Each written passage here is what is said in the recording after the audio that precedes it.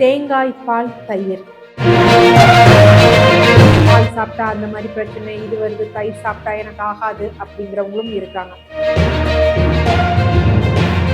பார்வை திறனை அதிகரிக்கிறது, முடி, நகம், பல், அதே மாதிரி தைராய்டு ஃபங்க்ஷன், பெண்களுக்கு சம்பந்தப்பட்ட ஹார்மோனல் சம்பந்தப்பட்ட பிரச்சனைகள், நல்ல ஒரு பாடி கூலண்ட், இந்த மாதிரி பல பலன் வந்து எதுல இருக்கு அப்படின்னு பார்த்தீங்கன்னா இந்த தேங்காய் பால் தயிர்ல.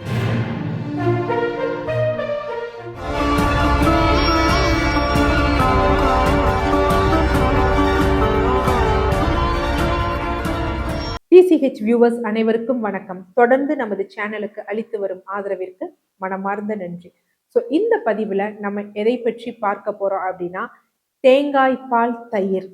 ஸோ தேங்காய் பால் தயிரால் எப்படி ப்ரிப்பேர் பண்ணுறது, இதனுடைய நன்மை என்ன அப்படின்னா, இன்றைய காலகட்டத்தில் வந்து பார்த்திங்கன்னா நிறைய பேருக்கு லாக்டோஸ் இன்டாலரன்ஸ் வந்து இருக்கு. பால் சாப்பிட்டா அந்த மாதிரி பிரச்சனை இது வருது, தயிர் சாப்பிட்டா எனக்கு ஆகாது அப்படிங்கிறவங்களும் இருக்காங்க. அது மாதிரி வீகனிசம் அப்படிங்கிற ஒரு விஷயம் இருக்கு. அதாவது விலங்கினங்களிலிருந்து கிடைக்கக்கூடிய எந்த ஒரு உணவையும் நாங்கள் வந்து எடுத்துக்க மாட்டோம் அப்படின்னு. அப்போ இந்த ப்ரோபயோட்டிக்ஸ்க்கு நம்ம எதை தேடி போகிறது? எப்படி இருந்தாலும் நாளைக்கு வந்து ஒரு ஆர்டிஃபிஷியலாக நிறைய பேர் என்ன பண்ணுறாங்க, சப்ளிமெண்ட்ஸ் வாங்கி சாப்பிட்றாங்க. அப்படி இல்லாமல் நேச்சுரலாக ஒரு வீகன் பர்சனுக்கும் நேச்சுரலாக ஒரு அதாவது லாக்டோஸ் இன்டாலரன்ஸ் உள்ள நபர்களுக்கும் இந்த ப்ரோபயோட்டிக் கிடைப்பதற்கு ஒரு அற்புதமான உணவு என்ன அப்படின்னு பார்த்தீங்கன்னா இந்த தேங்காய் பால் தயிர். ஸோ ஃபர்ஸ்ட் இந்த ப்ரிப்ரேஷன்ஸை பார்த்துட்டு அதுக்கப்புறம் இதனால என்ன நன்மை அப்படிங்கிறத வந்து பார்க்கலாம். ஸோ யூஸ்வலாக என்ன அப்படின்னு பார்த்தீங்கன்னா தேங்காய். ஸோ தேங்காய்க்கு நம்ம என்ன பண்ணணும் அப்படின்னா நல்லா ஒரு அரை முடி தேங்காயை வந்து சின்ன சின்னதாக வந்து கட் பண்ணிட்டு அது அந்த ஒயிட் போர்ஷன் இருக்கு பார்த்தீங்களா, அதை மட்டும் நல்லா சின்னதாக கட் பண்ணிட்டு மிக்சியில் அரைச்சு பால் எடுக்கணும். எத்தனை தடவை எடுக்கணும், கொஞ்சம் கொஞ்சம் தண்ணீர் விட்டு 3 தடவை தண்ணீர் விட்டு பால் வந்து எக்ஸ்ட்ராக்ட் பண்ணிடணும். ரொம்ப நிறைய தண்ணீரும் விடக்கூடாது.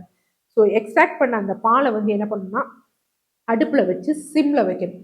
சிம்மில் வச்சு லைட்டாக சூடாக வைக்கணும். நம்ம தொட்டு பார்த்தா சூடாக இருக்கும், கொதிக்கெல்லாம் விடக்கூடாது.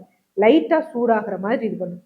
அப்புறம் அதில் கீழே இறக்கி வச்சுட்டு என்ன பண்ணணும் அப்படின்னா ஒரு பச்சை மிளகாயை கீறி அதில் போட்டுட்டு 3 பச்சை மிளகாய் 4-5 பச்சை மிளகாய் காம்பை வந்து அதில் போட்டு மூடி வச்சிடணும்.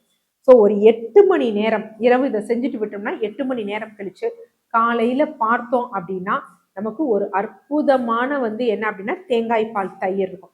ஸோ பார்த்தா நமக்கு அது வித்தியாசமே தெரியாது, பார்வைக்கு வித்தியாசம் தெரியாது. இது தேங்காய் பாலில் செஞ்சதா இல்லை பசுவின் பாலில் செஞ்சதா அப்படின்னு. அதே மாதிரி பாக்டீரியாஸாவும், அதாவது குடலுக்கு நன்மை பயக்கக்கூடிய ப்ரோபயோட்டிக்காவும் பாக்டீரியாஸும் என்ன இருக்குன்னா அதுல இருக்கும். இதை அல்லாது நம்ம பார்த்தோம் அப்படின்னு பார்த்தீங்கன்னா விட்டமின் சி இருக்கு, விட்டமின் கே இருக்கு, பால்ல இருந்து எடுத்தனால லாரிக் அமிலம் இருக்கு. டியை பொறுத்த வரைக்கும் என்ன அப்படின்னு பார்த்தீங்கன்னா vitamin B1, B3, B5, B6, B12 மட்டும் இதுல கிடையாது. அது ஒத்துக்க வேண்டிய ஒரு விஷயம். அதை தவிர்த்து பிஏல இருக்கக்கூடியது நிறைய இருக்கு. ஸோ வெஜிடேரியன்ஸ்க்கு இது ஒரு நல்ல ஆப்ஷன். இது இல்லாம ரொம்ப முக்கியமான ஒரு விஷயம் என்ன அப்படின்னு பார்த்தீங்கன்னா இதுல 2 சத்து இருக்கு. ஒன்று இரும்பு சத்து இருக்கு, மற்றொன்று வந்து என்ன அப்படின்னு பார்த்தீங்கன்னா செலினியம் இருக்கு. ஆட்டோ இம்யூன் தைராய்டிட்டிஸ்க்கும் சரி, அதே மாதிரி வந்து பார்த்தீங்கன்னா ஹைப்போதைராய்டுக்கும். ஸோ அதனால இந்த தேங்காய் பால் தயிர் அப்படிங்கிறது அவங்களுக்கு ரொம்ப முக்கியம். அதே மாதிரி ஹைப்போதைராய்டு பேஷண்ட் அனிமிக்கா இருப்பாங்க, அதுவும் இதுல கிடைக்குது. பொதுவா பால் எடுக்கும் பொழுது இல்லை தயிர் எடுக்கும் பொழுது இந்த அனிமிக்கா இருக்கிறவங்கள நம்ம கொஞ்சம் ரெஸ்ட்ரிக்ட் பண்ணுவோம், ரொம்ப எடுத்துக்காதீங்க, ஏன்னா பால் பொருட்கள் எடுக்கும் பொழுது இன்னமும் நீங்க அனிமிக்கா ஆவீங்க அப்படின்னு.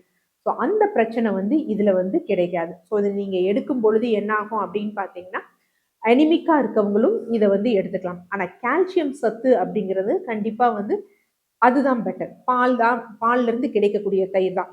பட் அதை தவிர்த்துட்டு ஏனைய எல்லாமே என்ன அப்படின்னு பார்த்தீங்கன்னா இதுல வந்து இருக்கு. அது மாதிரி ஸ்கின் ப்ராப்ளம் இருக்கிறவங்க அவங்களுக்கும் இது ஒரு நல்ல பலன் தரும். முடி அதிகமாக கொட்டுறவங்க, கம்ஸ் இதெல்லாம் வீக்கா இருக்கிறவங்க அவங்க எல்லாமே இதை எடுத்துக்கலாம்.